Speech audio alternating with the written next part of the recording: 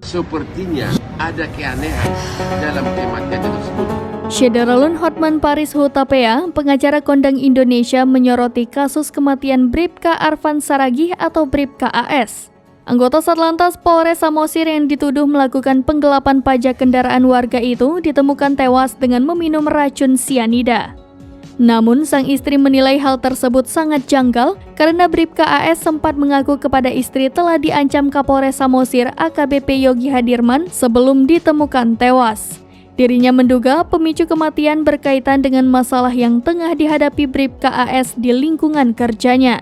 Dugaan itu menguat merujuk kematian Bribka AS yang janggal, yakni Bribka AS secara tiba-tiba ditemukan tewas setelah meminum racun sianida. Terkait hal tersebut, Hotman Paris meminta Kapolri Jenderal Listio Sigit Prabowo untuk segera memindahkan kasus ke Mabes Polri, sehingga penyelidikan kasus dapat berjalan secara objektif dan membongkar siapa dalang di balik kematian Bribka AS.